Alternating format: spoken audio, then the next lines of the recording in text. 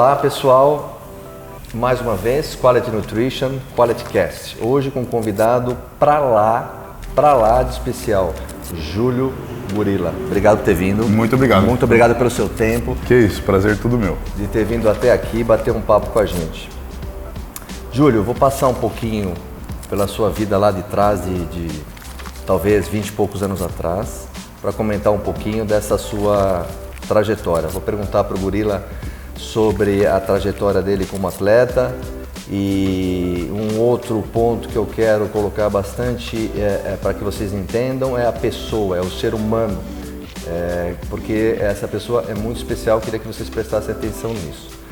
Gurila, é certo dizer que você começou a ter contato com, vamos chamar, com os pesos com 20 anos ou não é certo falar isso? Bom, assim, contato com a musculação, como eu posso dizer, instintivamente eu já tinha. Eu fazia flexão quando eu era mais novo, sempre estava envolvido em algum esporte. Porém, puxar ferro, minha primeira experiência que eu tive foi com 16 anos, mas eu treinei coisa de uma semana a 15 dias. Só passei dor, né? Porque ali era muito magrinho. Só acúmulo de ácido lático, né? Só. E na época eu não tinha essa condição, né? De ao menos pagar uma academia. Então eu fui deixando isso para depois e com 20 anos realmente eu comecei a treinar e levar isso como um estilo de vida. Tudo em São Paulo? Sim, eu nasci em São Bernardo do Campo, vivi por lá 26 anos. Bastante. Então basicamente toda a minha vida aconteceu ali, todo o meu desenvolvimento, eu creio que inicial, psicológico, físico, começou lá, né? Tanto que eu vivi nessa academia onde eu comecei a treinar, eu vivi nela por 6 anos. Peraí, vamos entender. Aonde você começou a treinar, você viveu... 6 anos, isso, assim, a academia, quando eu comecei a treinar dela, era de um amigo meu, o Cleiton. E lá que eu comecei a realmente experienciar a cultura física. Após alguns meses, eu fui gostando tanto do esporte que eu comecei a me tornar como um adicto, né? Membro da academia, um aparelho, né? Sim, com certeza. E ele vendeu a academia para um rapaz. E esse rapaz, ele chegou a falecer num acidente de carro próximo à academia mesmo. Nossa. E a mulher dele pegou e falou, vou vender a academia. Nessa época eu tinha o dinheiro que eu tinha, eu sempre trabalhei desde os 14 anos de idade, 13 anos para ser mais exato, sempre fui guardando dinheiro. E também, quando meu pai veio a falecer, quando eu tinha 18 anos, veio um pequeno valor de herança também. Eu peguei, juntei tudo isso, falei, eu vou investir na academia. Tanto que nessa época eu não tinha realmente um lugar para morar, pois minha mãe, eu morava com ela e ela se mudou para Praia Grande, até hoje está lá. Então eu não me via com um local para estar, amava muito o que eu fazia em relação ao esporte. Eu falei, cara, eu amo isso, vou me dedicar a isso, então eu vou pro tudo ou nada. Peguei todo o dinheiro que eu tinha. Investiu? Comprei a academia e comecei a morar lá e trabalhar com ela, né? E dali foram 6 anos que eu creio que foram os mais importantes para a criação do atleta Júlio Gurila, né? Ali nasceu esse atleta, né? Sim. Porque era algo que era totalmente solitário ao mesmo tempo não, porque tinham pessoas na academia, mas o momento que eu estava com a academia, eu sozinho, era o momento que eu mais gostava. E até hoje é o que eu mais gosto. Júlio, é certo também dizer que essa situação de ficar na academia, já que era casa de moradia e também o que você mais gostava de fazer e fonte de trabalho, isso te proporcionava um certo equilíbrio, né? Assim, sim, imagino, né? Sim, eu estava íntegro, né? Eu estava vivendo do que eu gostava, eu estava fazendo o que eu gostava, então era algo que eu estava muito envolvido ali. Esse teu olhar se deu ali ou você já tinha esse olhar antes da academia? O menino... Sim, o menino Gurila, o Gurilinha, o macaquinho. Já era assim ou não? Para esporte sempre. Sempre fui muito voltado ao esporte, era uma coisa que assim... Eu comecei... meu primeiro esporte realmente foi o basquete. E eu jogava basquete. Nossa, no Brasil, né? Difícil. Aí eu vou te explicar o que aconteceu depois. Mas eu comecei com basquete de rua, que exigia muita habilidade. Então eu sempre fui um cara que pegava por horas, 4, 5 horas, e ficava na quadra sozinho, arremessando bola, treinando drible. Sempre fui assim, muito focado, muito disciplinado no que eu gosto de fazer, com certeza. Claro. Após isso eu via que eu não tinha companhias. Então, assim, era um esporte que pra mim acabava quase se tornando individual, mas não dá pra você jogar basquete individual. Você precisa de alguém, né? Precisa de um time, toda essa cooperação. Então eu fui para o futebol com 16 a 17 anos. Comecei a experimentar o futebol de salão, aí depois fui para futebol de campo, nas várzeas, né? Por aí. E após disso, com 20 anos, fui para musculação, mas sempre fui voltado ao esporte. Isso com 20 anos, né? E antes teve um pouquinho de calistenia, alguma coisa assim com o peso do corpo, que você ia quebrando o galho antes. Eu não era tão aficionado como hoje, né? Hoje eu tenho muito mais consciência do que é calistenia, mas sem saber, como eu te disse, instintivamente, sem ver ninguém, eu praticava exercícios porque eu gostava. Foi aprendendo. Era coisas assim que eu gosto de contrair meu músculo, buscar a consciência corporal daquele músculo, tanto que hoje eu sou um fisiculturista que eu sou conhecido por uma parte excêntrica, né? Digamos assim, de eu estar envolvido em como eu posso dizer, multiesportes, né? Porque a calistenia também é um tipo de esporte. Todos eles são da família da musculação, mas são vistos como algo diferente, né? São. Então, eu gosto de trabalhar muito equilíbrio, eu gosto de trabalhar yoga, que está relacionado ao alongamento, eu gosto de trabalhar a calistenia, que traz o equilíbrio do corpo, e a musculação, com certeza, é o meu pilar mais forte hoje em dia. Murilo, me fala, e aonde veio essa história que você é muito famoso pela força? Força, sim. Quando ela apareceu nesse caminho aí? Bom, eu acho que foi mais pela questão de eu ser muito disciplinado em relação aos treinos, né? Eu sempre busquei ter uma melhor performance, não importa a maneira. Claro que quando eu comecei eu tinha um pensamento mais primitivo, um pensamento mais arcaico sobre o esporte. Então eu relacionava só o peso à consequência da hipertrofia, né? Não visava tanto execução, velocidade, descanso, outros fatores de intensidade. Então, focava muito nisso. No começo, eu era mais um powerlift do que um fisiculturista. Eu gostava de levantar peso, claro que eu queria meu shape grande, óbvio, mas eu não ainda visualizava aquela arte de estar moldando, eu vou fazer esse exercício para ganhar tal musculatura. A tal da modelagem física, né? Sim, com certeza, a cultura física, né? Então, eu sempre fui voltado a isso. Eu vou te dar alguns exemplos dos pesos, meus recordes, né, pessoais. De supino foi 240 quilos. Nossa, é muita coisa. Fiz 2 a 3 repetições, 2,5, né? Agachamento foram 310 quilos na caverna do Leitinho. Foram 2 repetições. A gente sabe que a pressão é imensa. Com certeza. Imensa. Com os certeza. olhos, ouvido. A coluna também. Você só sair para andar para trás. Beira a vontade de chorar. Com bastante carga. Você tem que estar muito motivado mentalmente, muito focado na Olha, coisa. eu vou te dar um exemplo. Eu lembrei agora isso. Eu aprendi isso com um cara que eu sei que você gosta, com o Lee Haney. Muito. Numa daquelas perguntas, né, que a gente fez o simpósio, eu fiz uma pergunta e tomei uma.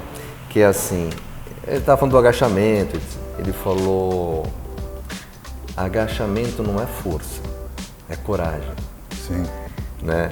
É um trocadilho, evidente que é força, mas se não tiver a coragem... Não, mas é a hora que você... Sair com aquela barra bambeando é uma pressão no mundo. Muito. E você descer e subir totalmente equilibrado, né? Mas o próprio Lee Haney já dizia que a musculatura você tem que estimular, não aniquilar. Ele falava muito sobre isso. E depois que eu fui ter essa visão, né? Estimular, não aniquilar. Tá? Sim. Mas eu fui muito levado a levantar pesos. Até hoje eu gosto, mas... Com grandes marcas, né, que você estava contando, né? Sim. 300, 200 no supino, muita carga. Levantamento terra, o meu máximo foi 300 quilos. Acho que minha repetição máxima. E... entre outros também, outros exercícios aí. Rosca direta também, eu era muito bom na rosca direta. Já cheguei a levantar 40 quilos de cada lado com a barra reta. Nossa, é muita coisa. Sim, era uma das... A gravidade a gravidade te puxa, né? Você tá com o corpo aqui, o peso, a gravidade... Claro que a técnica não era mais perfeita, mas a força de vontade era. É um guindaste. Gorila, e quando veio também aí pra galera entender esse comecinho, né? E quando veio a situação que você percebeu, que eu imagino que nessa época um pouquinho mais atrás, você comia de tudo, inclusive lixo. Legal. Né? Lixo que eu digo, né? Tudo. E quando veio o olhar para a alimentação mais limpa? Quando a consciência te bateu? Legal. Né? Em que momento foi isso?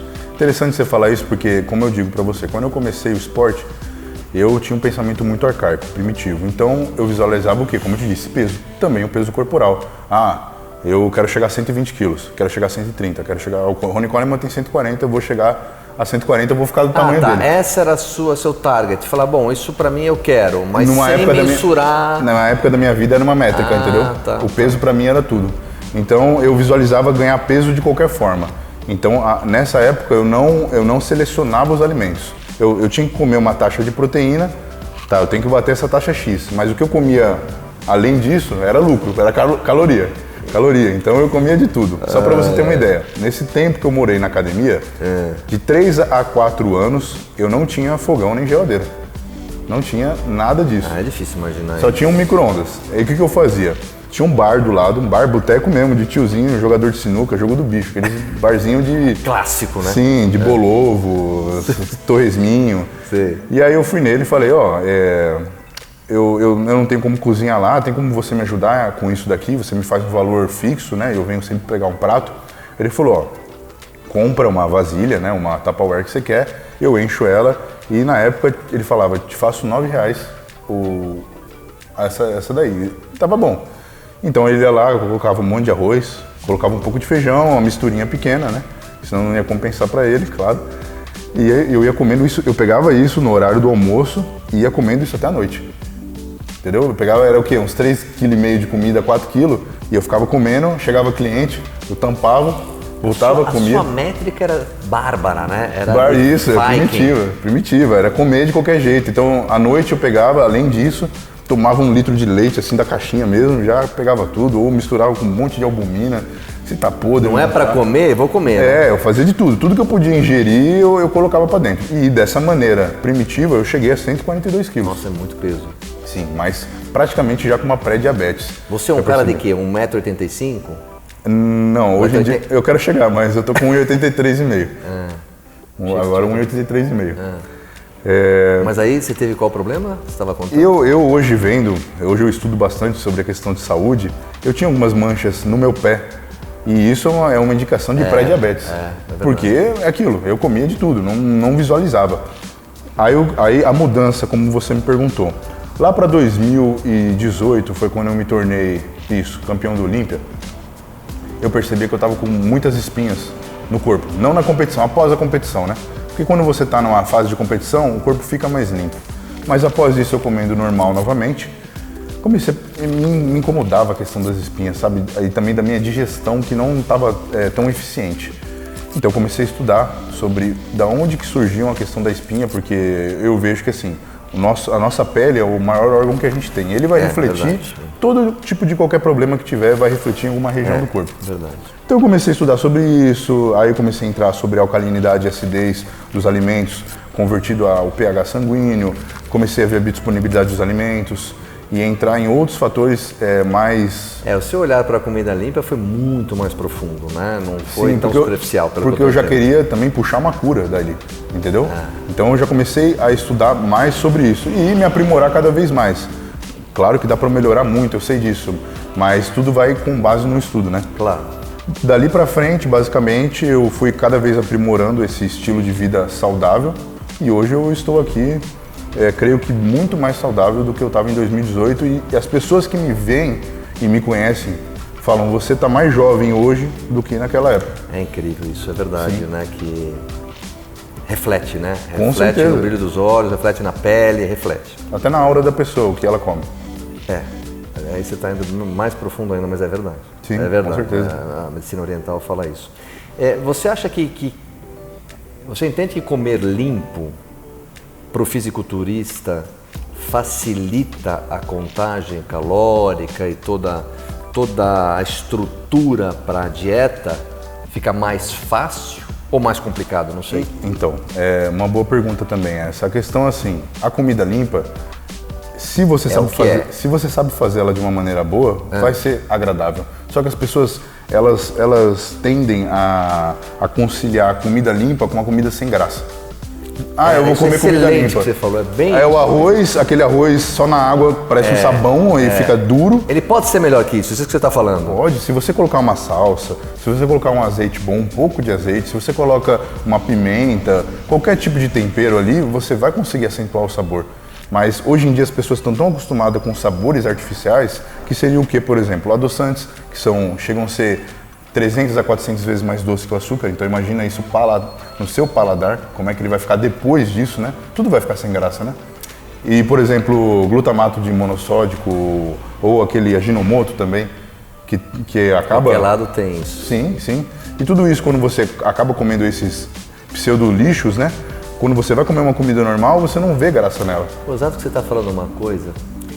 Eu convivo com médicos e nutricionistas e colegas fisiculturistas o dia inteiro, né? Há anos, 30 anos, é um pouco mais.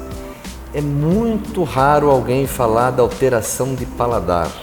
E você comenta sobre isso, né? Eu acho que a galera não dá muita importância nisso, mas foi algo que eu percebi com o tempo.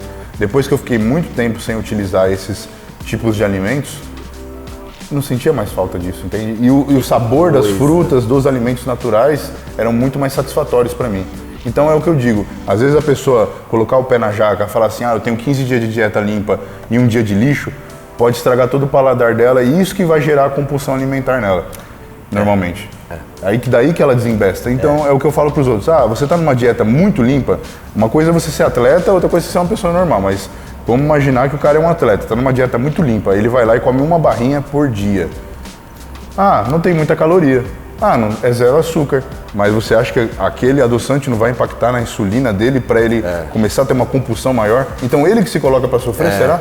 Você entende? Entendi, perfeito. É dessa maneira que eu penso. Quanto mais você mexe com os carboidratos complexos, menor vai ser sua vontade de comer e maior vai ser sua saciedade. Porque o que você está falando é uma situação sistêmica, é cachorro mordendo o rabo, né? Isso. Ela vai, e é sistêmica e ela vai empilhando, né? Cada vez vai se tornando pior, de certa forma. Gorila, me fala também um pouquinho para que a galera entenda. Eu sei que, não sei, me parece que foi breve, mas você também é um conhecedor. Como é que foi a passagem pelo vegetarianismo, veganismo? Como é que impactou isso na sua cabeça? Que experiência você tirou disso? E o que ficou e o que você usa ainda hoje, né? Legal. Você aprendeu muito. Legal. Bom, a questão do vegetarianismo veio após algum tempo de eu estar estudando sobre como melhorar meu corpo. Em muitos livros que eu lia de medicina chinesa e alguns também de medicinas ocidentais alternativas, eu via muito que eles falavam da questão da carne e de alguns alimentos serem prejudiciais, intoxicarem o corpo e você não conseguir ter uma eficiência máxima do seu intestino. E na medicina chinesa também fala da questão da sua consciência, né? Que você, quanto mais alimentos limpos você tiver ou comer menos ainda, mais próximo você vai estar de Deus, que seria a frequência mais alta, né? Então, eu pesquisando isso e também, conforme minha condição financeira não estava boa naquela época, quando eu estava passando, acho que foi a minha pior crise financeira. Que ano foi de isso, vida. Gorila? Foi quando eu voltei para o Brasil, quando eu decidi voltar para o Brasil e dali eu não estava conseguindo, eu conseguia, claro, ganhar um dinheiro, mas para me manter como atleta era algo muito difícil. Então apareceu a oportunidade que o Itinho veio me oferecer de ter minha própria casa e eu falei, cara, eu vou bater nisso porque vai ser uma segurança que eu vou ter futuramente, entende? Eu vi isso como um investimento, posso dizer assim, de vida. E ali eu comecei a gastar o dinheiro que eu não tinha também, né, para fazer o terreno. Então eu fui descontando isso no quê? Na minha comida. E aí eu pensei, agora é o momento certo para eu testar o veganismo e o vegetarianismo para eu ver se eu consigo limpar meu corpo de uma vez por todas, né? Foi providencial ali a situação toda, você aproveitou da situação. Eu fui fluido, né, vamos dizer assim. Sim. Eu vi o que estava acontecendo e eu não quis bater de frente, eu fui... Você foi no curso do Rio? Isso, tá bom. Basicamente. Dali eu comecei a testar alguns alimentos, né? E eu comecei a perceber que proteínas vegetais para mim não dava certo. O trigo para mim não dava certo também. E aí eu comecei a ficar indignado. Eu falava assim, caramba, eu tô comendo muito limpo, mas mesmo assim eu não tô conseguindo atingir esse nível de saúde que eu quero. Aí que eu comecei a estudar sobre os biotipos, os tipos sanguíneos, né? E a sua dieta em relação a isso. Tá. Mas isso é um outro assunto que a gente entra depois. Porém, quando eu estava no vegetarianismo, o que eu mais senti foi leveza no corpo, leveza de consciência, calma, eu tinha uma serenidade, até hoje eu carrego ela, foi uma das coisas que eu aprendi. Foi muito nítido, se a gente comparar e lembrar daquela época com a ingesta de carnes, você consegue se lembrar? Consigo. Eu era muito revoltado. É uma raiva que eu não tinha raiva de uma pessoa em si, eu não queria matar aquela pessoa, agredir ela. Não, era uma raiva, uma revolta que eu tinha dentro de mim. Acontecia alguma coisa e eu usava essa revolta no meu treino, entende? Ah, era um combustível. De certa forma, sim. Se você sabe mas usar. Mas fazia mal. Sim, porque o que era muito, né? Não, mas então, tóxica. Sim, isso que você falou, tóxico. Se você for olhar na medicina chinesa, o rim, o fígado, ele tá ligado ao sentimento de raiva quando ele tá sendo muito usado. Sim. E eu comia de tudo, então você imagina como é que tava meu fígado nessa época. Então por isso que eu acho que eu sentia tanto essa raiva. Quando eu fui pro vegetarianismo, eu fiquei muito calmo, como eu te falei, muito sereno, até de certa forma passivo, é uma coisa que eu não gosto. E quando eu voltei a comer de novo, hoje eu sinto também isso, só que num grau muito menor que antes e, vamos dizer assim, muito mais equilibrado. Talvez porque você se tornou consciente. Né? Sim, do que eu faço. E claro que hoje eu como muito melhor. E dali vieram algumas bases, porque dali que eu descobri o levedo de cerveja, que hoje em dia é um dos alimentos que eu creio ser principal na minha dieta. E é uma proteína muito boa. Você sabe, Gorila, aqui no Brasil, na 80 e poucos, tal, que a gente começou, não tinha suplementos, como você sabe, e a gente usava muito levedo. Sim, antigamente se usava muito levedo e se você for ver, ele é um super alimento. O teor de complexo B que ele tem, é monstro, é verdade. As proteínas que ele tem, o carboidrato e as enzimas digestivas que ele contém também, para cereais, né? Que eu acredito que funciona melhor com arroz no caso. Tudo isso, você vê, eu não prestava atenção nisso, eu pensava só proteína, carbo e gordura. Eu só pensava nos macros, eu não pensava no que aquele alimento ia me trazer. Eu olhava só a tabela e falava, isso aqui tem carboidrato, tá bom. Se faz bem ou não para mim, não importa. Gorila, é lógico que é uma pergunta meio delicada, mas fique à vontade. Claro. Você acha que a alimentação das pessoas tem algo a ver com o divino? Divino que eu digo, pessoal, consciência maior. Eu não estou falando de religião, se é A, B ou C, se é Buda, Maomé ou Jesus Cristo. Não é esse o ponto. Mas você acha que tem alguma relação, como pensam, por exemplo, a medicina, né, por exemplo, tradicional chinesa, que tem 5, 6 mil anos, né? E nós aqui do Ocidente, não é que é melhor ou pior, mas é muito diferente. Sim. E essa experiência toda, que você foi muito a fundo, e os chineses dizem, né, que eu gosto muito, que a consciência se dá no contraste, né? Então, e isso tudo que aconteceu com você, você acha que tem alguma ligação ou não? Você acha que é o funcionamento orgânico de um corpo? Não, eu vejo totalmente a relação da alimentação com a capacidade espiritual do indivíduo. Então, por exemplo, se você pegar os tibetanos, os monges tibetanos, sim, você perguntava para eles de onde surgiu o pensamento, eles não falavam da cabeça, eles falavam daqui, eles apontavam para o umbigo. Que realmente, se você for ver a questão de neurônios que tem no seu intestino com a ligação cerebral, é muito alta. Então, o que você come vai influenciar no seu pensamento ou no seu sentimento em relação a alguma coisa. Por isso que a prática do jejum que os muçulmanos fazem, por exemplo, o Ramadã, serve para chegar mais perto de Deus, porque ele fica mais vazio, né, de certa forma. Então, se você pegar a população brasileira hoje em dia, ela é a população número 1 em pré-obesidade. Obesidade é Estados Unidos, mas o Brasil é os pré-obesos. Então, você olha a maioria da população, dificilmente você vai ver alguém magro. Nós estamos já em 60% da população brasileira obesa. Então. 60%. Então. E aí você pega quando um cara é magro, normalmente ele é magro de ruim, ele não é um magro saudável, é um cara que ele não come porque não quer, ele não está pensando, eu vou ficar magro. Então você vê que a população em si não tem esse cuidado com a própria saúde. Então, por exemplo, na minha opinião, se uma pessoa ela está com o intestino todo bagunçado, você acha que a cabeça dela não vai ficar também? Então eu vejo que uma pessoa que come muito, tem um intestino muito avantajado, normalmente ela não consegue pensar ou se conectar com o que quer que você seja. sabe que a síndrome do intestino irritado no Brasil galopa de aumento. Sim. Azia também, problemas digestivos com acidez, doenças de Crohn refluxo, também, vixe, um monte, né?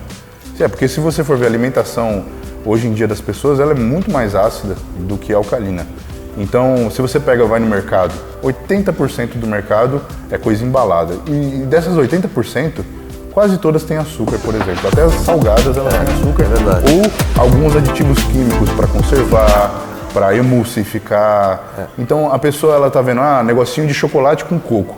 Então eu vou estar comendo só cacau e coco. Não, ela vai estar comendo ali uns 15, 20 substâncias, entende? O gorila não é fácil, não. Não, eu sou bem chato com essas coisas. Me fala uma coisa, na outra ponta, isso que você está explicando, você come poucas refeições ao dia, me corrija se eu estou falando besteira. Poucas refeições. E sei também que é um volume para te manter bastante grande. Não é nem grande, é bastante grande. Aí eu te pergunto, com tudo isso que você falou e tal, na outra ponta, e a qualidade do seu esvaziamento gástrico, assim, o processo digestório, é a contento? Você achou o tempero, você achou a maneira de fazer e o alimento onde você consegue comer uma grande quantidade que te atende macro e micro, te atende a contagem calórica, proteica e tal? E tem um bom esvaziamento gástrico? Você conseguiu essa... Consegui chegar melhor para você, na verdade? Sim, consegui chegar nisso. Hoje em dia eu tenho 2 coaches, né, que é o Mr. Sizen e o outro é o Zambrota. Eles hoje em dia me ajudam com a questão de alimentação, mas, por exemplo, o Sizen é ele que cuida da minha dieta.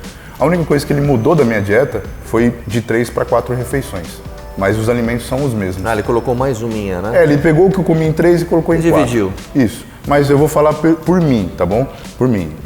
Vai muito bem em 3. 3, 2, até dependendo. Entende? Depende da minha estratégia. Se eu quero ganhar peso, eu faço 3 refeições, 4 refeições, beleza. Agora, se eu tô querendo secar mais, desinflamar meu corpo também, com uma estratégia, por exemplo, eu comi alguma coisa diferente, eu fui num rodízio e comi alguma coisa diferente. Coisa que não acontece, né? Mas vamos lá. Eu fui lá comi. Eu fiquei com o intestino muito ruim. Eu tô vendo que eu tô mal do intestino. Então, no dia seguinte, eu já vou fazer um jejum maior. Eu utilizo ele como estratégia. Eu faço um jejum maior para meu corpo se recuperar daquilo. Você acha o quê? Umas 15 horas é possível?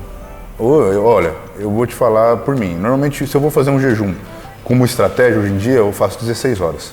Eu já cheguei a fazer, em outras épocas, 22 horas. Já cheguei a fazer... Treinando? Treinando. Olha, eu vou te contar uma história.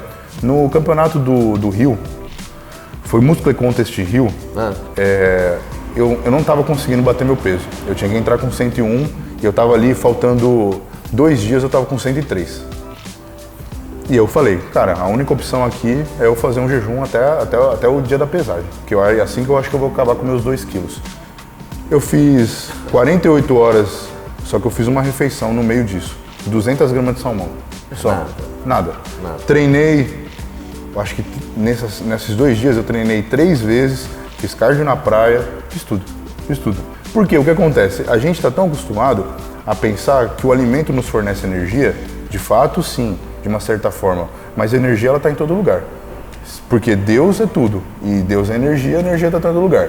Então você consegue tirar aquilo da consciência, você entende? Você consegue puxar aquilo se você acredita que pode. Essa é a minha opinião. Se você for ver, por exemplo, um recordista mundial de jejum, foi o que? Mais de 200 e poucos dias.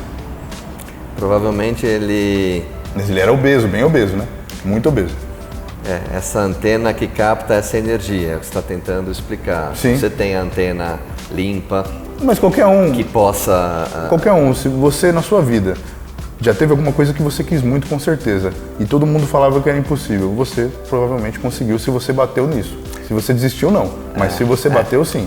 O que você está falando, se eu entendo, se eu estou tentando te acompanhar, é o colapso da onda. Sim.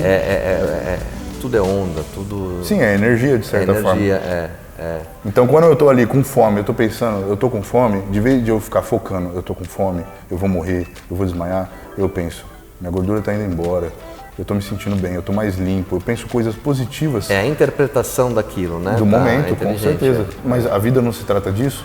Você pode ver pessoas que são milionárias e estão numa profunda depressão, e você vê pessoas que moram no barraco de madeira super felizes. O que distingue isso? É a visão da realidade que ela tem, né? Então é a forma de pensamento, é a frequência que ela se encontra, né? O pensamento dela. É muito, muito legal isso. Até me perdi, o cara aqui não é bolinho não. Me fala uma coisa, eu queria tocar um pouquinho mais, você falou do tipo sanguíneo, aí eu te tirei da rota. Aí você descobriu, estudou um pouco mais e deu mais uma adaptada pro teu tipo. Sim, e qual hein, Gorila? Dei mais um boost, né, pra minha dieta. Qual é o teu tipo? Bom, meu tipo sanguíneo é O. O meu também. Na verdade, eu sou um O impossível na genética. Porque minha mãe é AB, meu pai era O e é impossível de nascer O, mas eu nasci tipo então O. descobrimos. Ou é outro tipo de sangue, não sei, né? Mas que seja, eu sou tipo O. Então, aí que acontecia as coisas. O tipo O sanguíneo, ele é o primitivo. Foi o primeiro sangue a vir. Ele não é O, ele é 0. As pessoas falam O, mas ele é 0. Eu li alguma coisa assim. Então, assim, ele é um tipo carnívoro. Então, ele se alimenta muito melhor de vegetais e carnes. Carnes depende da etnia de cada um. Mas os negros afrodescendentes, eles têm uma possibilidade de comer mais carne vermelha, enquanto os caucasianos é melhor comer carnes brancas, como, por exemplo, o frango, o peito de frango, aves e peixes, né? Carne vermelha também entra bem. Porém, um dos maiores problemas para o tipo O sanguíneo é o trigo e o milho. E qualquer proteína vegetal. Feijão, ervilha, lentilha, essas coisas. É isso aí. Então, o que vai acontecer? O tipo O sanguíneo, ele come trigo, o metabolismo dele vai desacelerar totalmente. E a chance de ele ter doença de Crohn, ou intestino irritável, vai aumentar drasticamente. Porque aquilo para ele digerir é muito difícil. Agora eu já vou pegar o contraste ao contrário. Você pegou o 0 ou o O, que é totalmente do tipo carnívoro, e você vai para o tipo A, que foi iniciado no alvorecer da agricultura. Então ele é totalmente vegetariano. Se ele comer carne vermelha, o metabolismo dele vai desacelerar. Se você der uma carne vermelha para o tipo O sanguíneo, vai acelerar. É quase uma incompatibilidade. Ele até anda com gasolina ou com álcool, mas vai dar problema. Vai dar problema, com certeza. E é isso que as pessoas não entendem. Às vezes o cara fala, mas eu tô comendo saudável. Eu não tô comendo nenhum lixo. Mas às vezes um alimento que você coloca ali pode estar te prejudicando a vida inteira. E você pensa, mas milho não vai me fazer mal. Eu comia com minha mãe, eu comia com minha avó. Ele já está enraizado que o milho não vai fazer mal para ele. Então ele nunca vai ver aquilo como um vilão. Ele vai ficar comendo aquilo e não vai entender, como eu era assim, entendeu? Eu tava comendo limpo e não conseguia entender. Eu tava vegano e ainda assim eu tinha espinha, eu tinha alguns problemas digestivos. Eu falava, caramba, ainda não encontrei isso. E quando eu encontrei o tipo sanguíneo, a dieta em si, essa filosofia, aí eu consegui recrutar ela para completar mais minha dieta. Então, como eu te disse, eu sou um tipo O sanguíneo. Tudo que for relacionado a carnes, eu vou me dar melhor, entendeu? Então ali eu já tive que encontrar já o equilíbrio dentro disso. Porque também, se você só comer carne, você vai ficar super ácido. E isso também não vai ser bom. Até isso tem que ter o... Aí que entra os vegetais. Então, o tipo O sanguíneo, ele alcaliniza o sangue dele através dos vegetais. E frutas também, que é um ótimo alimento. Qualquer tipo sanguíneo vai conseguir ingerir com facilidade. Agora, entre outros, vamos dizer assim, ainda tem o B e o tipo AB, né, sanguíneo, que tem suas diferenças, mas entre o O e o A, eles são os mais contrastantes, assim, né? E a maioria dos sangues que tem no Brasil são tipo O e A. É, né? É. É interessante isso. A gente citou agora do grande volume de comida. Em algum momento nas preparações você usou estimulantes de apetite, Cobavital, Carnabol, esses outros? Sim, na minha época de 142 quilos, para eu chegar nesses 142 quilos, um dos meus segredos... Precisou fazer? Sim, um dos meus segredos foi o Cobavital. Ali eu comecei a consumir de uma maneira que eu criei, né? Não ouvi ninguém sabe que é falando. antigo, esse medicamento eu tomava quando pequeno. Muito. E eu lembro que me dava sono. Por causa do antialérgico. Me dava muito sono. Dava. Nossa, e eu que trabalhava na academia, tomando isso daí, eu tomava uns 7 por dia. Aí eu ficava assim, ó, toda hora. E eu tava comendo e dormia assim, ó. Direto. É verdade. Mas era algo que me fazia subir muito peso. É, né? Porém, ele também me inflamava muito, eu ficava muito inchado, retido. Eu acho que pela questão do antialérgico que dava aí algum rebote, né? Possivelmente. Mas, se a gente for ver, o Cobavital nada mais é que a cobamamida, que é a coenzima da vitamina B12. E ela traz essa possibilidade aí de você ter uma síntese proteica melhor, né? Você consegue absorver mais proteína. Então, até hoje eu uso. Só que, antigamente, eu utilizava a cianocobamamida, que é a versão sintética da cobamamida. Hoje em dia, eu vou para metilcobamamida. Eu trazia de fora. Ela é mais cara, só que a absorção dela é muito melhor, né? cirurgiões de cirurgia bariátrica passam muito pós-operatório, meticobalamina. Que ajuda bastante. Então, isso é uma coisa que me ajuda. Eu não respondi a sua pergunta, porque você falou como é que você come uma grande quantidade de alimentos e se sente bem. Eu montei toda a minha dieta em prol de eu ficar com uma digestão boa. Então, eu vou falar não o que o Size me passa, mas eu vou falar o que eu faria, tá bom? No estilo gorilismo, vamos dizer assim. Tá. A minha primeira refeição se compõe de vegetais, então de carboidratos complexos. Eu não começo com um pico de insulina. Então eu vou começar ali com uma cenoura, algumas cenouras, né, no caso, pepino, salada. Eu vou jogar por ali e vou jogar uma carne, normalmente, ou eu jogo ovos. Um dos dois. Beleza, é uma refeição leve. E frutas também eu acabo jogando se eu estou em off. Fiz essa refeição, isso digere muito rápido. Muito tranquilo. Mesmo a carne, Bruno? Pra mim, sim. É? Se a carne branca ainda, pra mim vai tranquilo. Mas se eu tô em dieta em cutting, seria preferível uma tilápia, que conseguiria digerir melhor. Aí minha segunda refeição é a mais pesada em termos. Então eu vou lá e jogo 1,5 kg de arroz parbolizado ou batata doce, que também me deu bem. Esse arroz é aquele mais grudadinho, né? O parbolizado, ele Esse fica... é para risoto? Não, ele fica entre o branco e o integral. Ele tem 4 vezes mais fibra que o branco e mais vitaminas, mas confundo, tá? Não chega a ser que nem o integral. Normalmente ele é muito consumido no Nordeste, esse arroz. Aqui em São Paulo eu não vejo muitas pessoas consumindo. Mas ele é um bom arroz, é mais rico que o branco, né? Ele tem mais fibra, vai demorar um pouco mais a digestão, mas de certa forma ele vai ser melhor porque não vai causar a fermentação que o arroz branco causa. Porque ele não tem fibras, o branco. Ele é só o germe, é só um miolinho, entendeu? Então é a mesma coisa que você comer, sei lá, um miolo do pão. Vamos dizer que a casca seria a fibra, né? A mesma coisa do arroz. O parbolizado ele já passa por um processo que, de certa forma, ele é pré-cozido, então ele fica muito mais fácil de fazer.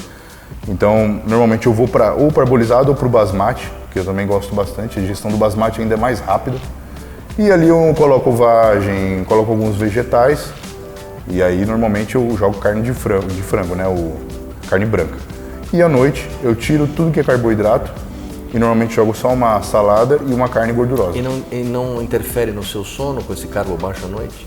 Não, pelo contrário, eu durmo melhor. Se eu como muito carbo à noite, é capaz de eu ficar me mexendo muito, indo muitas vezes no banheiro. Eu jogo proteína e gordura porque dessa forma eu acelero meu metabolismo. Na verdade, isso não foi uma coisa que veio de mim, mas sim do meu primeiro, não meu primeiro mestre, mas o meu mestre que teve mais ênfase na minha carreira, que foi Paulo Lima. Eu ia te perguntar justamente dele. Sim, ele me ensinou essa metodologia de se fazer, nunca misturar o carboidrato simples com a gordura, porque isso acaba, eu também acabo percebendo hoje em dia no meu shape que isso acaba deixando mais retido, deixa meu shape mais embaçado. Embaçado, né? Então eu sempre separo dessa maneira. Se eu vou comer alguma carne gordurosa, é preferível que eu jogue ela à noite, sem nenhum carboidrato simples junto. Perfeito. Mas claro que é muito mais gostoso você jogar tudo junto, né? Sim. Agora, partindo para o outro lado, eu queria te perguntar um pouquinho da sua experiência internacional, né? Sua passagem por alguns países e o que você... Colômbia, Estados Unidos e tudo que você... até a moradia que você teve fora, né? E como é que foi isso para você e que benefícios você tirou dessa experiência internacional? Legal. Enquanto atleta, enquanto pessoa? Bom, eu era um tipo de pessoa, acho que um comum brasileiro, que tem aquele American Dream, né? Que acha que vai para os Estados Unidos e a vida vai ser totalmente diferente. Claro que lá a estrutura é diferente, mas não muda nada.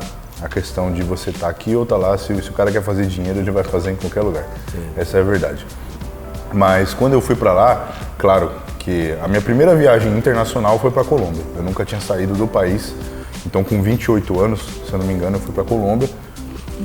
Conheci, de certa forma, bem parecido com o Brasil, em alguns termos de estrutura. Sim, claro.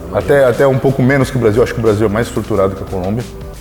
Porém, foi um país ali que eu fiquei poucos dias, só fui visitar mesmo, fiquei uns 15 dias. E após isso, praticamente, alguns meses, eu fui para os Estados Unidos, lá em Miami, e lá eu fiquei 8 meses morando.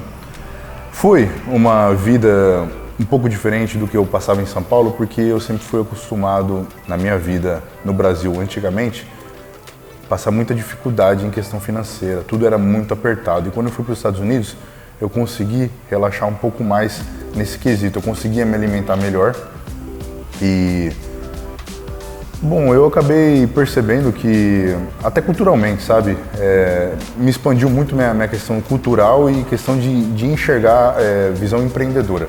Abre a cabeça da gente. Porque você vai em um shopping lá, por exemplo, uma coisa simples, você olha e fala, nossa, mas olha como os caras investem, olha a estrutura aqui, olha como o negócio gira. Você vai numa academia, nossa, não todas, mas você percebe que no padrão eles são muito mais altos em relação a isso.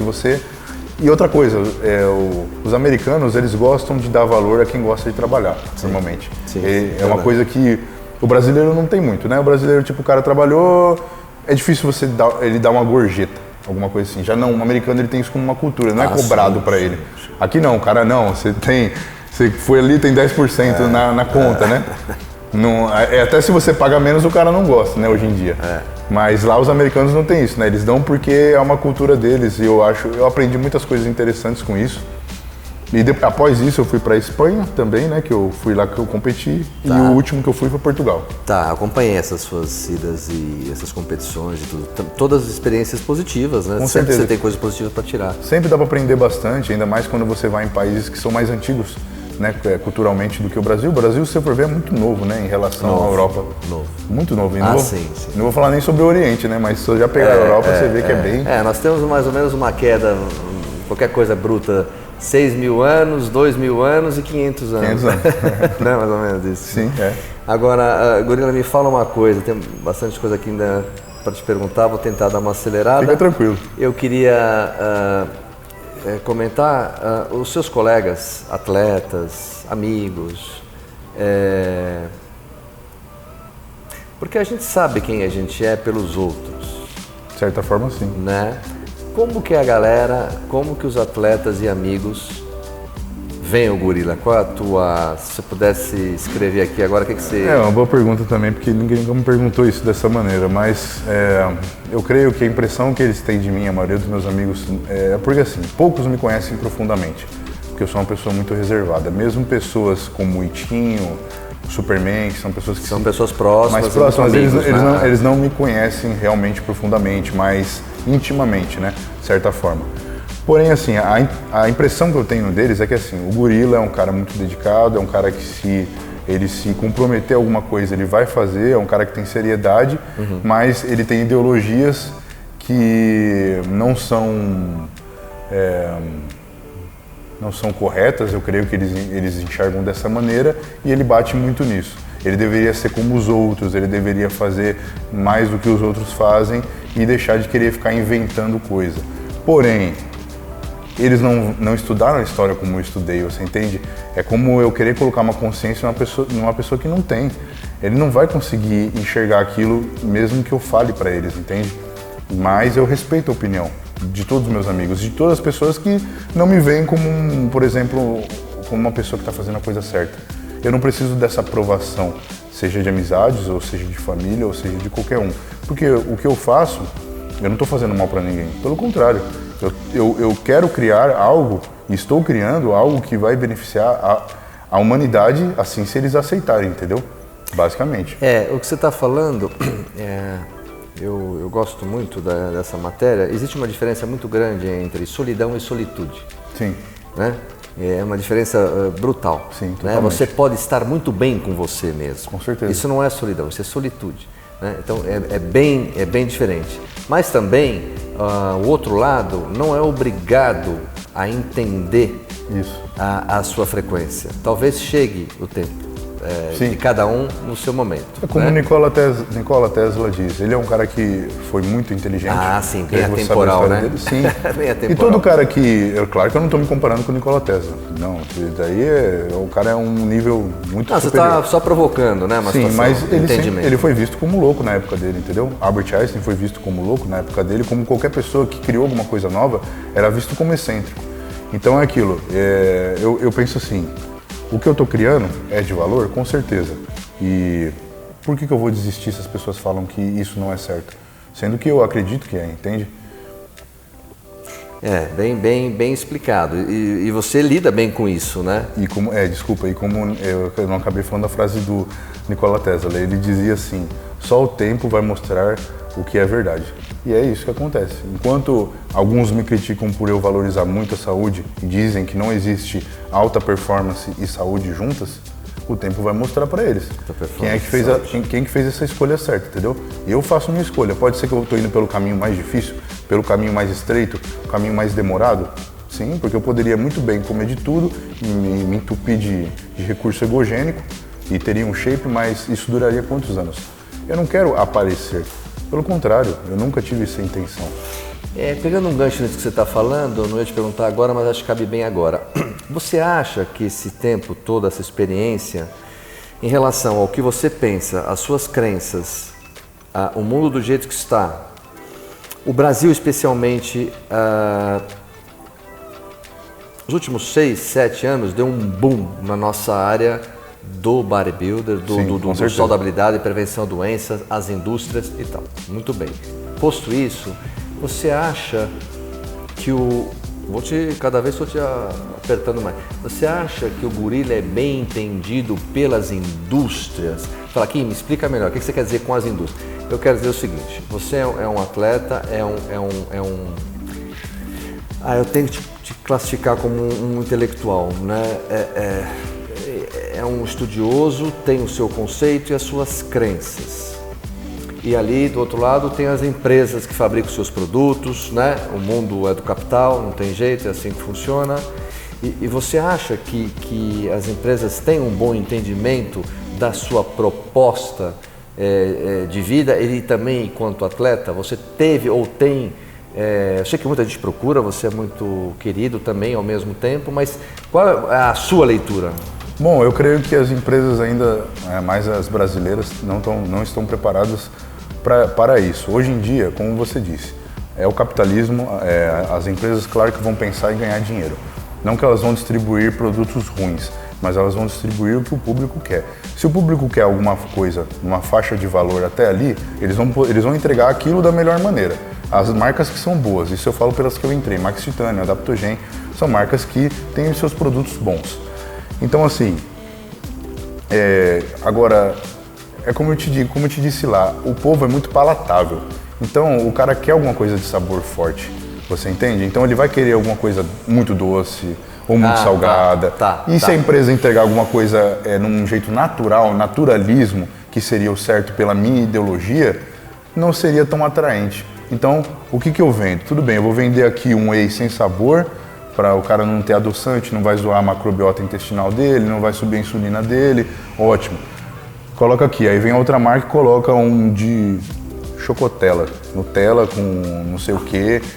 Pô, aí o cara vai olhar e vai falar, não, eu vou para isso. Porque se você for ver, a maioria dos consumidores de whey, às vezes também nem treinam, para falar a verdade. Os caras vão muito pelo sabor das barrinhas. Vão muito pelo... Porque realmente é gostoso, é palatável, mas a gente tem que pensar, tudo que dá prazer pra gente é bom? Se a gente só vai pelo prazer, realmente, você entende? Vai educar o corpo assim, né? Isso, e quanto mais você leva para esse lado, menos você consegue se alimentar de uma maneira correta. Então eu creio que assim, se a gente for pegar as empresas até americanas, dificilmente uma empresa bate na questão de ser saudável ou alguma coisa. Eles vão vender o quê? Os macros para você. Estou vendendo essa substância, estou vendendo os macros, mas da maneira que o público gosta. Como é que o público gosta? Gosta de negócio com sabor, gosta de negócio que... Eu, empresa, me adapto à vontade dos meus clientes. Do público. O que é para fazer porque lá? Porque o cliente é quem tem razão, não, entendeu? Na questão capital, o cliente tem razão. Então, o que o cliente quer, a empresa vai ter que procurar isso para ela também crescer. Lógico, tem empresas que pensam um pouco diferente, têm os seus valores, a sua missão. Sim, né? Mas aí eles têm um capital já resguardado por trás disso para conseguir aguentar a bomba, né? Sim. Porque senão... Ô Gorila, você se vê em atividade paralela ao que você faz? Quero dizer o seguinte, eu acho, por esse olhar que você tem no mundo de nutrição esportiva, saudabilidade, prevenção à doença, em ser um cara mais longevo, a sua palavra tem força. Então, conforme você fala, eu vejo que você tem muito cuidado no que você vai falar, porque você quer ensinar.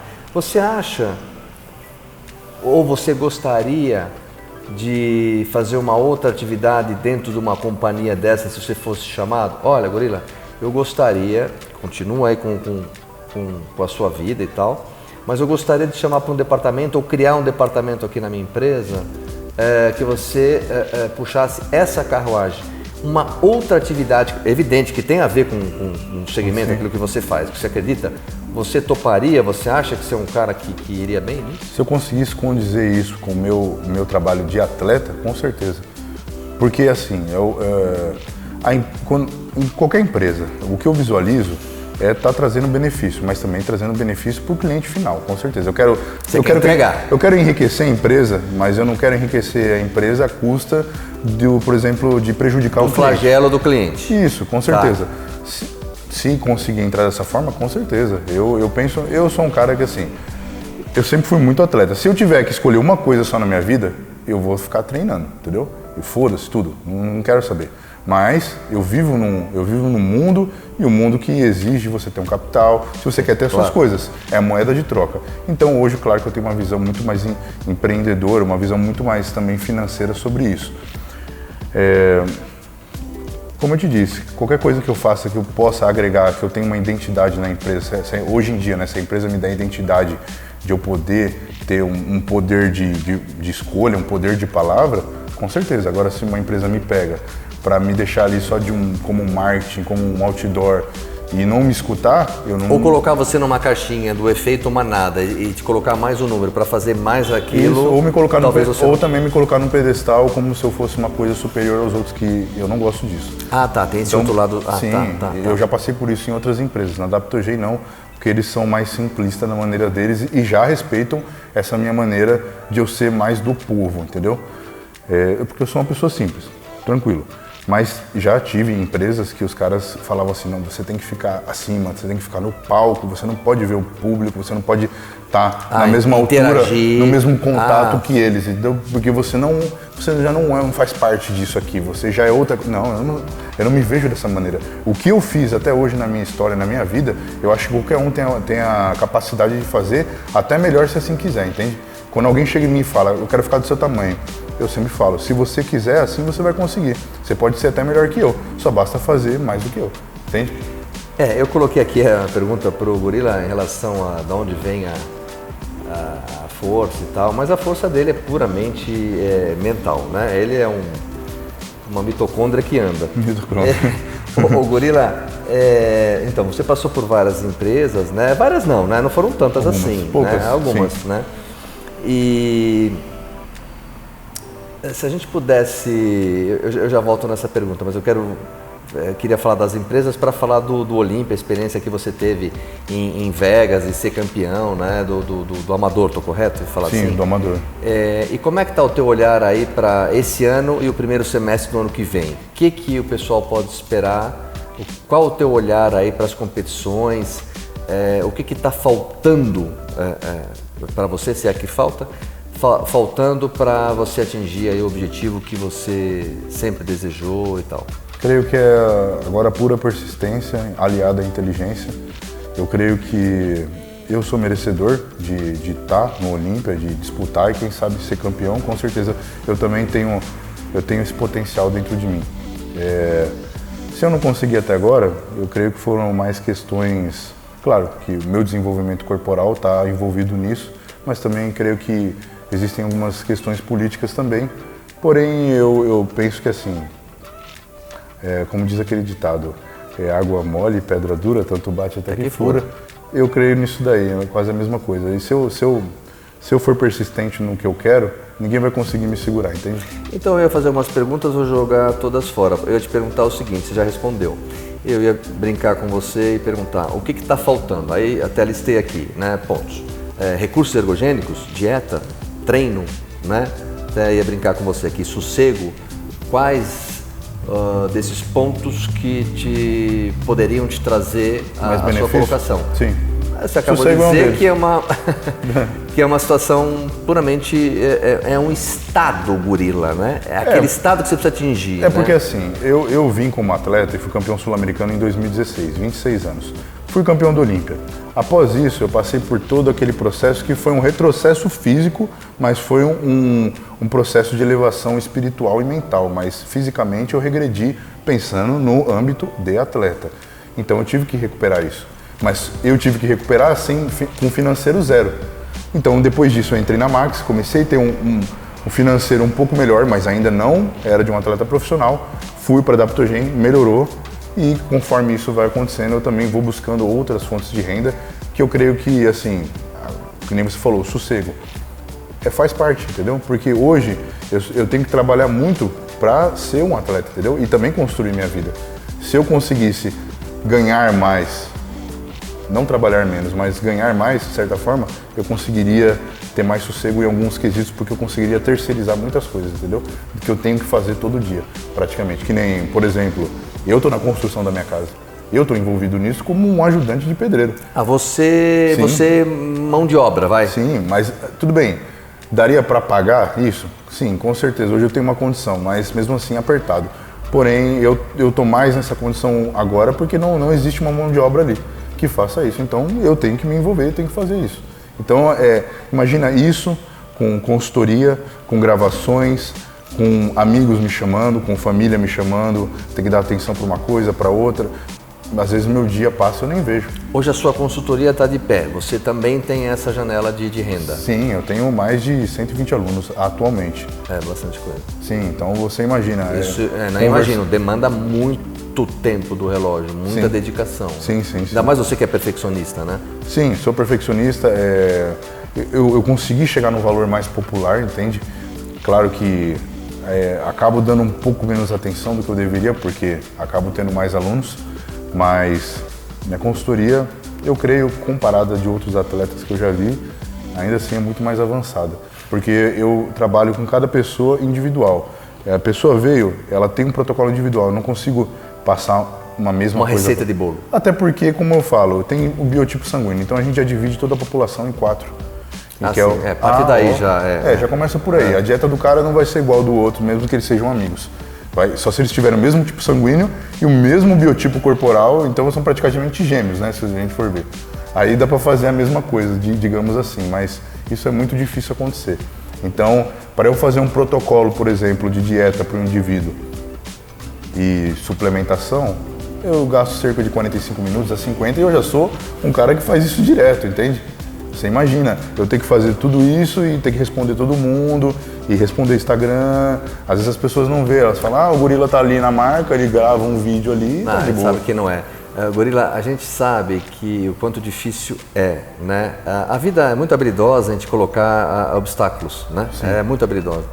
E eu quero tocar no assunto também, fica à vontade também para responder. Você acha que politicamente o Brasil, não essa política que a gente está por decidir, o campo político do seu meio, das competições, por estar na mão ou mais na mão de um ou de outro, isso também é um entrave para você? Você vê, deixa eu melhorar aqui a minha questão, você acha que o nosso esporte está na mão de um ou de outro e fica difícil todos os atletas ter voz ao mesmo tempo?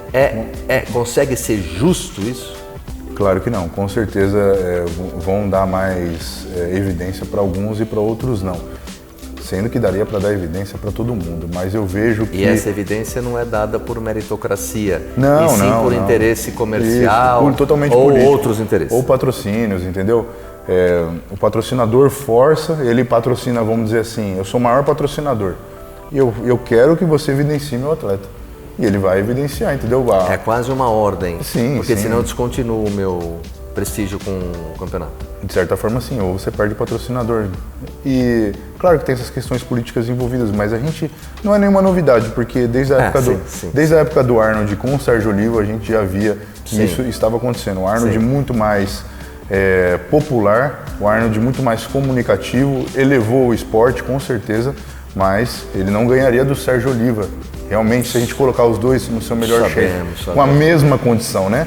Porque o Arnold teve muita mais condição. Não digo que o Arnold não é um campeão, com certeza, é um cara que eu acho que uma das minhas maiores referências. Claro. E não digo só de corpo, mas de uma mente visionária, cara. Sim. O cara conseguiu expandir o fisiculturismo de uma maneira que ninguém conseguiu. Não, ele é muito cerebral, Porém, eu penso assim, eu sou um cara muito justo. O cara pode ser o cara pica das galáxias, pode ser o foda, mas quando você entrou num palco, o que tem que ser visto ali é shape.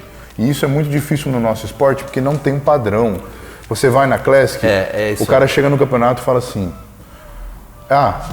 vai ser o mais seco, você foi lá e não ganhou. Aí você pergunta pro árbitro, o que eu tenho que melhorar?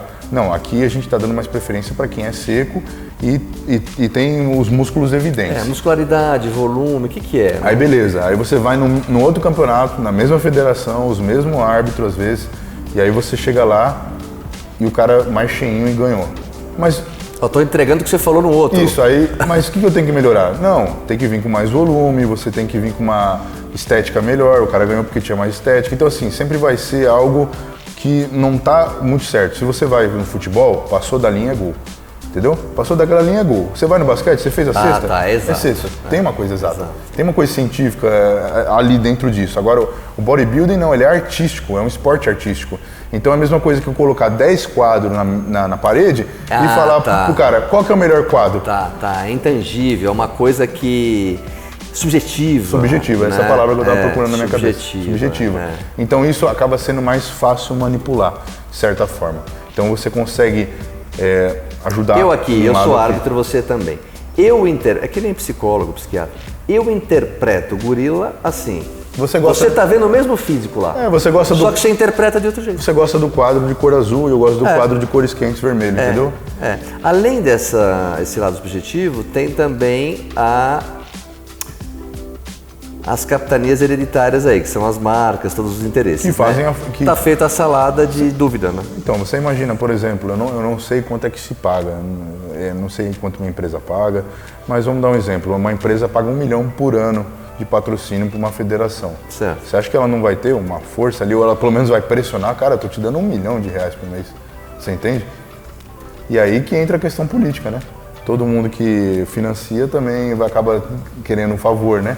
De certa forma. Se eu pudesse dizer pra galera, você então imagina, sabendo, tendo ciência disso tudo, que você vai entrar na melhor forma e mostrar pra não ter dúvida, é que nem o MMA, né? Não deixe os juízes darem os pontos. Isso. Conclui o seu trabalho, porque aí não tem dúvida. Mas mesmo no MMA, se você finaliza o cara, não tem. Só finalizando. Se deixar por pontos. Mas no bodybuilding não tem. No bodybuilding não tem. O único jeito foi como você falou, você chegar numa maneira que você tá 2 níveis mais alto que os caras, como o Ronnie Coleman chegou em 1998, por exemplo, um exemplo. Ele é um grande exemplo disso. O cara de 9º lugar foi para 1º lugar. Você pensa, um cara passar os 8 melhores do mundo em um ano, todo mundo com recurso. Então assim, essa é a única maneira de você realmente ganhar sem ter nenhuma influência por trás, você tá muito melhor, entende? E a gente consegue ver que no amador isso acaba sendo mais justo, a maneira de arbitragem, do que no profissional. No profissional envolve muito como é o atleta, como ele se apresenta. A pressão vai aumentando, né? A gente vê um exemplo de Kai Greene, por exemplo, a imagem que ele tinha e a imagem que o Phil Heath tinha. O Kai Greene nunca ganharia do Phil Heath, às vezes não pelo shape, mas pela imagem. Porque já teve vezes que o Kai Greene chegou melhor que o Phil Heath. Mas eles não queriam passar aquela imagem para o povo americano. Então... Você entende que, às vezes, o cara, se ele tá ali perto, um empate técnico, vai evidenciar para algum lado, entendeu? A partir do técnico, eu vou tender ao meu interesse. Isso, com certeza. Na cascata disso, se a gente colocar em saia justa, nesse nosso meio, você acha que você... não quero, eu vou colocar de outro jeito aqui. Você conseguiu fazer mais amigos ou inimigos? Boa pergunta. Eu não acho que você tem inimigo, né? Pelo menos no meu olhar de longe eu não tenho inimigo porque eu não sou uma pessoa vingativa. As pessoas fazem algumas coisas comigo e eu falo, não vale a pena eu começar uma guerra, porque se eu começar a ficar irado, ter ira, aí isso vai para outro patamar, inclusive entendeu? Vai contra todo o seu... Sim, o meu estilo de vida. Eu não vejo necessário isso, eu acho que isso só me estragaria, tanto fisicamente, mentalmente, espiritualmente, porque eu me colocaria numa vibração mais baixa. Vingança não é um sentimento bom. Eu vejo pessoas que gostam muito de você, que eu vejo sempre, que é o caso do Itinho, que é o Superman, né? São pessoas próximas a você, e muita gente que te admira e tudo. Mas acho que qualquer meio, né, Gorila? É isso que eu ia te falar. Ou mercado financeiro, ou... qualquer empresa que você entra, qualquer empresa que você entrar, o cara que está lá em cima e não trabalha tanto como você que está ganhando menos, se ele já tiver uma ponta de maldade, ele vai te queimar. Ele vai te queimar porque ele sabe que você vai pegar o lugar dele, na cabeça dele. Às vezes pode ter 2 funções e os dois trabalharem ganhando bem. Mas o cara não, ele quer te ver bem às vezes, ele é seu amigo, quer te ver bem, mas não melhor que ele. Se ele já te vê você melhor, ele começa a falar, não, esse cara vai me ofuscar. Isso tem muito no bodybuilding. Por quê? Essa é uma coisa que eu já pensei muito, sabe? Já fiquei sentado pensando nisso, refletindo. Por que o nosso esporte tem tanto dinheiro hoje em dia, tá subindo e os caras querem ser egoístas com as coisas? Por que tem tanto ego envolvido nesse esporte? Simplesmente eu pensei, eu acho que é o fator do uso de testosterona. Sério? Se você for pensar, a testosterona vai deixar o cara mais primitivo, mais carnal, mais terreno, de certa forma. O que vai pensar? Dinheiro, normalmente, e vai pensar nele. É o ego, tá muito envolvido com um animal, né? Vamos dizer assim, da pessoa. E o nosso esporte leva muita vaidade, porque mexe com o corpo. Então, assim, você pode ser um atleta X, campeão, ou não ser campeão, mas se você sai na rua, você já é uma referência. Então, às vezes essas pessoas começam... Esse alimento é muito bom para esse tipo de pessoa egóica, né? Isso, mas então, isso pode ser bom, às vezes, num aspecto da pessoa se sentir reconhecida, ou às vezes ela pode começar a se achar superior às pessoas. Ela o que eu brinco que é uma doença grave que chama-se delírio de autoridade, né? Ela sofre dessa doença. Sim, então ele começa a se achar melhor que os outros, então ele começa a menosprezar pessoas que ele não precisa. Então, no nosso meio acontece muito do quê? Ele vai ganhar um campeonato, ele tá muito bom. Aí ele não ganhou, então os caras deixam quieto. Nem vamos fazer nada com ele, não. Aí o outro foi lá, os caras não davam nada pro cara. Aí o cara foi lá e ganhou um campeonato. Não, você é meu amigo, abraça o cara, você é foda. Então, assim, você percebe que tem muito isso no meio. Os caras vão sempre onde tá o hype. Não tá pelo esporte em si. Gosta do esporte? Até gosta, mas os caras estão vendo mais uma oportunidade de ganhar dinheiro. O coach Rubens, que também é meu amigo, ele falou uma frase interessante no podcast do Fernando, Superman, que ele fala que se não tivesse esse dinheiro, todo esse glamour, toda essa visibilidade voltada ao fisiculturismo, 80% dos atletas não seriam atletas. Eles só estão nisso por causa disso. Porra, eu vi isso. E eu concordo com ele. Me fez pensar, eu vi ele falando isso. E aí, da onde que você vê minha pergunta? Você tem mais amigos ou inimigos? Vi isso. Não sou eu que tenho inimigos, mas as pessoas podem me ver como um inimigo, entendeu? E eu percebo isso às vezes, e sabe com o que eu faço? Me afasto. Eu só me afasto. Eu não brigo com a pessoa, eu não discuto, eu não quero ocupar o mesmo espaço que aquela pessoa. Eu simplesmente pego e me afasto e continuo fazendo o meu trabalho. Porque eu sou uma pessoa que, se não existisse esse esporte, que se não existisse tudo isso que está existindo agora, eu estaria fazendo a mesma coisa. Eu poderia estar no meio do mato, mas eu estaria fazendo uma coisa. Eu estaria me pendurando na árvore, fazendo supino com tronco, sei lá, nadando, mas eu estaria fazendo alguma coisa para mudar. Você está dando um exemplo muito clássico e claro que o coach Rubens falou. Se não tivesse esse dinheiro na mesa, não teria um terço do que tem. Isso. Né? E você está dizendo, e eu estaria fazendo a mesma coisa. Sim, porque eu dei todo o meu dinheiro da minha vida sempre voltado a isso. Eu comprei academia, vivi nela 6 anos. Eu competi com dinheiro de amigos, por exemplo, os caras me ajudando, fazendo rifa das minhas coisas que eu tinha, para poder ir numa viagem, para poder competir. Então, eu não ficava pensando, eu vou ganhar dinheiro com isso. Pelo contrário, as pessoas me perguntavam, você ganhou a competição, mas você ganhou o quê? Quanto que você ganhou? Eu falei, não, eu ganhei satisfação, porque eu gosto de fazer isso, entende? Só que o que aconteceu? Por meio do destino, as pessoas começaram a me conhecer e me reconhecer, entendeu? Pelo que eu faço. E eu acabei me tornando uma pessoa popular. Mas, cara, eu sou uma pessoa igual a todo mundo, entende? Eu ando de metrô, eu ando a pé, eu tô no meio das pessoas. Eu não me vejo como algo superior ou diferente pelo que eu faço, entende? Sem a soberba, né? Sim, todo mundo tem alguma coisa que ele vai ser melhor do que a maioria da população. Independente, o cara pode ser bom com computador. Todo mundo tem uma força. Todo mundo tem alguma coisa, entende? E quando você vê o cara no meio dele, você vai ver como é que é a pessoa, porque como diz aquele ditado, dê poder a um homem e você verá como ele é. Sim. Poder para alguns é dinheiro, para outros poder é título. Um atleta ganhou um título, ele se sente poderoso. Ele menospreza o outro. O outro que joga videogame, se ele tá num ranking, ele se sente poderoso, entendeu? É isso mesmo. Para não deixar o gorila embora, já quase terminando aqui, eu não te perguntei. Eu queria te conversa boa, vai rápido. Como é que ficou a situação? O que você pode dizer para a galera desse assunto de recursos ergogênicos? Como você vê isso? O que você já aprendeu com isso? E, sei lá, se a gente pudesse sintetizar, que conclusão você chega, assim, depois dessa experiência toda? Legal. Isso também é um ponto que meus amigos Eles batem muito quando você falou que eles não acreditam em mim, também é uma das coisas, é os recursos ergogênicos, né? Eu tive contato com recurso ergogênico depois de 6 anos de treino, eu acho que, se eu não me engano. Eu sempre fui um cara que fui treinando natural e eu não tinha condição para comprar muita coisa. Eu te digo, naquela época que eu era primitivo, se eu tivesse condição, talvez eu já estava morto já, sei lá, com algum problema. Porque naquela época eu não visualizava tomar pouco. Se tivesse... naquela fase... Tá. Isso, se tivesse, eu tomava, mas eu não tinha recurso, então eu tomava pouco. Você não tinha se trabalhado ainda, né? Não, era totalmente um primitivo. Então, se tivesse, eu tomava. Eu não tinha condição, eu tomava pouco e eu via que tinha muito resultado ainda assim. E dali começou a vir a consciência de que o esteroide em si, o recurso ergogênico, ele não vai construir algo para você, ele só vai potencializar aquilo que você faz. Claro. Então, é aquilo, se o cara ele faz um trabalho 10, vira 100. Se ele faz 100, vira 1000. Se ele faz 0, vai ser 0. Você entende? Porque ele vai multiplicar o quê? Basicamente é isso. Eu vejo que o recurso ergogênico ele vai te ajudar a recuperar, te ajudar a ter mais força, mas ele não vai te ajudar a treinar. Você que tem que puxar isso de você. Ele não vai te ajudar a se alimentar melhor. É você que tem que ter essa consciência, essa essência de certa forma. Depois de um certo tempo que eu comecei a ter mídia, aí eu comecei a ter tudo na minha mão, entende? Se quiser ter um mundo, vai ter, não tem problema. E aí que a maioria dos atletas se estraga. Porque o cara, às vezes, ele não tem muita condição e recebe uma condição, ele fala, agora eu estou ilimitado, agora eu vou tomar tudo que eu tenho que tomar. E eu vejo todos esses atletas, porque eu estou no meio há muito tempo, e os caras, em questão de 1 ano, envelhecem como se fosse 10.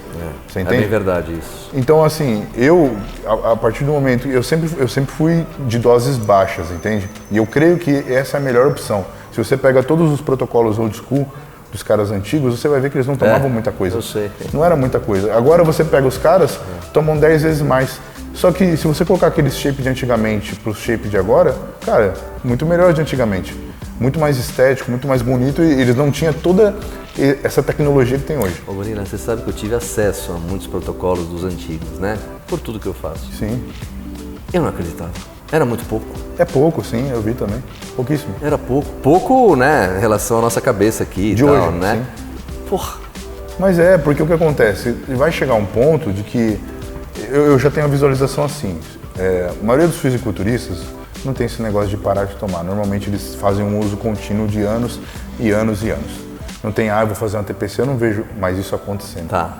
Antigamente você pegava protocolos de Lihane, Rob Robson, os caras tomavam 6 meses, parava 3, parava 6. Sim, era isso mesmo. Fazia isso. Hoje em dia não tem isso. Então vamos pensar, pela questão, vamos dizer assim, biológica, né? Eu tô lá tomando um X de texto, eu tenho meu receptor, eu começo a tomar mais, começo a achatar ele. E uma hora vai entrar só aquela miligramagem. Ele vai se fechar, vai. Ele vai entrar aquele pouquinho. Ele pode estar tomando 2 gramas, 10 gramas, mas vai estar entrando só aquele que vai pouquinho. cascatear. Isso, mas e o efeito colateral vai dar como se tomasse isso daí, entende? Só que os caras, eles vão muito pelo ego. Eles ouvem uma história, o tal tá tomando 36 UI de GH. Pronto. Aí o outro fala assim, o quê? Ele tá tomando? Então eu também vou tomar. Se ele tá desse tamanho, eu vou ficar maior que ele. Vou tomar 40. E às vezes nem é verdade. Você entende? Às vezes o cara fez isso um dia e aí ele falou, eu tomei um dia. Só que essas lendas urbanas, assim, essas lendas entre os fisiculturistas, sempre teve, né? Começa a gerar esse consumismo mais alto. Outro fator, na minha opinião, que mudou muito a cultura. Hoje em dia, você tem muito laboratório underground. Antigamente, era farmácia. Você pegava alguma coisa de farmácia. Isso. E já era.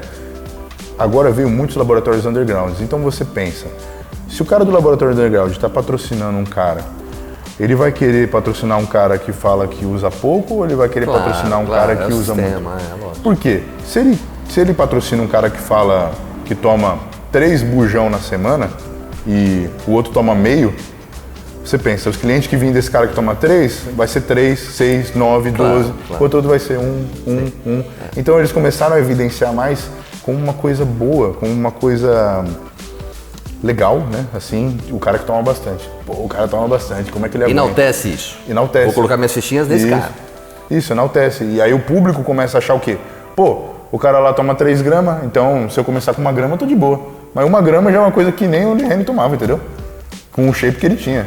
Mas o cara já começa dessa maneira. Então, como é que ele vai estar daqui 5 anos se ele já acha que 1 grama é pouco? Você entende? Aí que começa a vir um monte de efeito colateral e o cara chega e fala assim, eu parei porque eu comecei a ter problema e eu não tenho genética pra isso, pra aguentar. Cara, não é genética, mano, é ignorância isso daí. Você tem que saber escutar seu corpo. Realmente, eu acredito que tem uma genética que um cara possa aguentar tomar mais coisa do que o outro. Sim. Mas, de qualquer forma, todo mundo tem seu limite. Isso é um fato.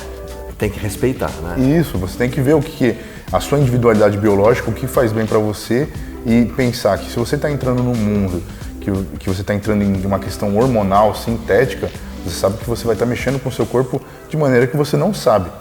Ô Gorila, você tem algum par que eu digo, algum colega teu, bodybuilder, que pensa próximo de você ou não? Não. Já entendeu? Minha mulher, talvez, ela pensa bastante igual eu. E o Zambrota, também ele tem essa... Esse Zambrota é o cara, né? Sim, ele é muito gente boa. E falar muito bem dele. Isso foi um dos fatores de a gente se aliar, entende? Porque ele sempre foi um cara que estudou muito a medicina chinesa. Tá, vocês conseguem conversar bem. Ele me entende, entendeu? Ele começou, ele veio até mim, entendeu? Entendi. E ele já me entendia. Então a gente foi conversando, se aprofundando e viu que tinha os mesmos princípios. Entendi. Assim, e digamos, aplicáveis, é possível executar o seu desejo. Isso, tanto que ele é um amigo, não é meu... Tudo bem, ele me patrocina como uma marca como uma manipulação, né? Empresa de farmácia de manipulação, mas eu não tenho contato com ele por causa disso. Eu tenho contato com ele porque eu sou amigo dele, entendeu? Entendi. De a gente ter as mesmas ideias. Esse é o primário, né? Não é nem o patrocínio. Com certeza. Ô Gorila, agora para encaminhar para o final, eu vou te perguntar algumas coisinhas, fica à vontade para responder. Claro. Eu te pergunto, se você fosse escolher, não precisa ser no meio, no bodybuilder, pode ser qualquer atleta. Um atleta, quem você daria como esse é o cara? Lee Haney. Já rápido assim? Lee Haney. Não é o cara, né? Lee Haney realmente... Assim, que bate mais com minhas ideologias e que foi um cara que mostrou... Pelo atleta e pelo homem, né? Não, sim, também. Não, sim. E pelo que ele mostrou, entendeu? Ele é a história. Ele é um cara que tá aí com, não sei, que seus 70 poucos anos, né? Por aí. É, por aí. E olha o cara, saudável, tá de boa, você entende? É um cara que tá saudável. O Arnold saudável, Robbie Robson saudável. Todos esses caras, você pode pegar, entre outros nomes, agora eu esqueci, mas todos esses caras dessa época, a maioria deles estão vivos. Agora você pega os caras da década de 90, que é onde começaram os abusos mesmo, quantos que estão bem? Acho que o Barry DeMay também. Tem isso que eu ia falar, Barry DeMay. Adorava o Barry DeMay. Barry DeMay é foda e tá bem até hoje. Agora me fugiu até da cabeça. Sim, todos eles, se você for pegar dessa época, eu acho que... o Gaspari, Gorila? Também, né? Também. Enquanto com ele nas feiras, quando viajo, eu vejo ele. Sim, todos esses caras você vê que eles têm uma saúde, estão lá na idade deles e estão bem. O Labrada tá bem. O Labrada também, né? O Labrada tá bem. Sim. E quem seria pra você, antes de falar quem, um produto? Não precisa falar marca, nada. O que você gosta? O que tem que ter lá na tua casa? Que não pode faltar? Bom, você é complicado, né? Sei lá o que você vai falar, mas... um produto. O que não pode faltar na minha casa, um produto. Não precisa ser exatamente suplemento, né? Pode ser... Você fala, puta, não dá pra ficar sem isso mesmo. Você viaja, você até leva. Arroz. Arroz, eu acho que é a coisa que mais... Que legal, Sim. Arroz, se for falar de um produto de mercado, eu sou muito naturalista. As coisas que eu mais prezo você teria que falar do levedo. Levedo também, então sim, claro, o arroz, o levedo que faz parte do arroz, né? Que eu uso, mas o levedo é um ótimo alimento foda. A levedura nutricional também é outro alimento que eu gosto bastante e tem um sabor muito da hora. É verdade. Frutas, os vegetais, folhas, basicamente minha vida gira em torno disso. Ele é forte na opinião, né? O cara não sai do trilho. E agora, para fechar, um ídolo. De qualquer meio? Qualquer meio. Então, não precisa ser, o ídolo que eu quero te dizer, não precisa ser, claro, não precisa ser atleta, pode ser até uma entidade, pode ser o ídolo, não que você idolatre, sim. Né? Que idolatria não é muito legal, mas... Quem você... Minhas inspirações.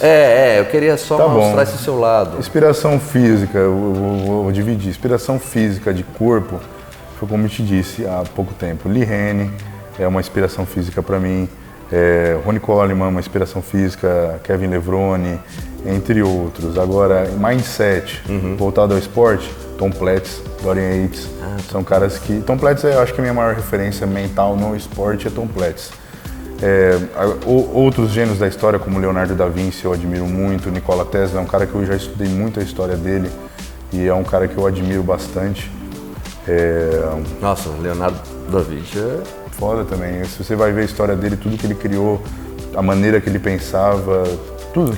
Você sabe que eu fui no museu dele, na Itália. Deve ser foda. Aí você vai vendo as invenções. Muito à frente. Aí você pira, aí você fala, mas eu não quero mais ver, porque não... Como é que um cara desse pensou isso? Isso. E quanta coisa que ele pensou, escreveu e não fez, né? Não chegou a fazer. Tinha helicóptero, tanque de guerra. Isso. Todas essas coisas naquela época. Mesma coisa de Nikola Tesla, muito à frente do seu tempo. Outro cara que eu admiro bastante, que é um empreendedor, é Henry Ford também, por alguns aspectos de persistência. Ser um cara justo, assim, de certa forma, né? Também. Eu acho que gira em torno disso daí. E um outro cara. Quem é mais um? Um outro cara que, assim, ele não é que ele fez, mas ele mostrou como faz. É Napoleão Hill também, que é um cara que é foda. Tá. Agora você... Sim, que eu tenho muitos livros dele, estudo bastante também alguns conteúdos dele, eu acho muito foda. Olha, o Gorila, como já era esperado, é um cara especial, ele é um cara especial realmente, precisa entender o cara. É um fantástico atleta, gosto muito, acompanho, mas realmente é um cara muito cerebral e muito obrigado por ter vindo. Eu que agradeço pelo papo, convite. por ter saído dos seus afazeres e ter vindo aqui. Que isso, para mim é um grande prazer. Eu que agradeço pela oportunidade. Obrigado, pessoal. Tamo junto. Acompanhem o canal, marquem lá. Um abraço.